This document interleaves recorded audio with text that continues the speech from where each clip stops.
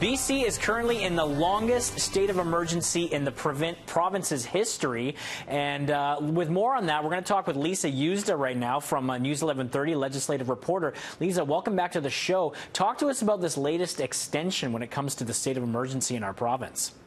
Well, we've been extended another 2 weeks. That will take us to 12 weeks. The longest extension or the longest state of emergency that's happened in BC previously was 10 weeks. And that was because of wildfires.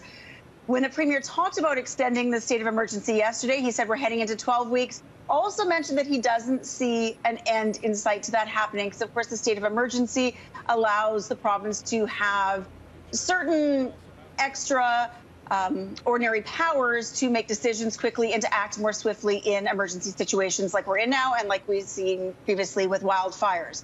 So who knows how long this will last? Okay, let's look ahead to Monday when many schools across the province will be open in some form.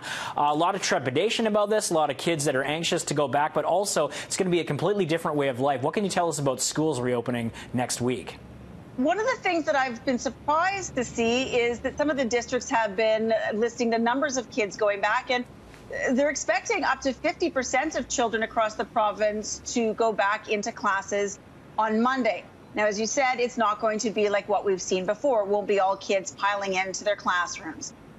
Some pictures have gone around. Have you seen where there are desks and chairs with outlines taped around them, and that's where the kids, that's their area to move it. We will see kids in elementary school in the younger grades going only 2 days a week. So some will go, say, Monday, Tuesday, others Tuesday, Thursday, or Monday, Wednesday, Tuesday, Thursday, that kind of thing. So there will only be half the kids in class. So if you have a class of 20, and 10 are returning back, there will only be 5 students in the class at a time. They're going to stagger entrances so that all kids aren't arriving and leaving at the same time. And those kids are really going to stick together in a pod. And I've heard varying things from teachers. Some are very concerned and worried, are there enough cleaning supplies? Are there enough staff to do that cleaning?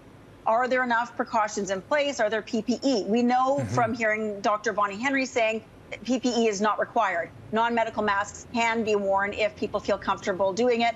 But she has said very clearly, as has the Premier, that this move would not be happening if they did not think that it could be done safely.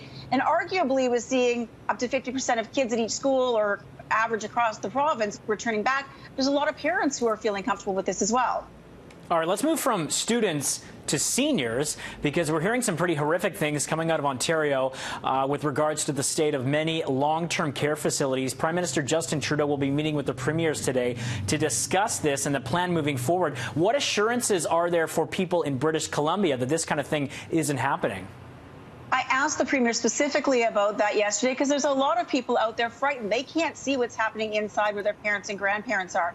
He said he can confidently say that the horrors that are seen in Quebec previously, now Ontario, where thousands of seniors have died in both of those provinces together, about 100 people here. It's devastating, but he says that is not happening here. There were precautions put in place very swiftly here regarding single sites, so that staff only worked in single sites. Previously, he said, since they took government in 2017, they worked swiftly to make sure that patients were getting the hours they needed per day. There was a standard set, it wasn't being met, now it is, but he says there is more work to be done. This is a work in progress and it's not perfect. Okay, and as we close things out, just very quickly, let's talk hockey right now. Vancouver was mentioned as a possible hub city for the return of the NHL, but Dr. Bonnie Henry and John Horgan, they are cautioning that because they don't want to break any rules when it comes to social distancing. Not just don't want to, they've said flat out they will not. Yeah. That 14-day isolation, they are not bending on. They said there's no reason. It would be foolish to bend for any reason on all the gains that we've made of protections around COVID-19. But Horgan also said that July is a long time away. That's when they're planning on starting, and so a lot of things could change by then. All right, Liza, lots of information. Thanks for helping us digest it this morning. My pleasure. Have a great day. You too. Take care. Liza Yuzda, News 1130 legislative reporter. We've got much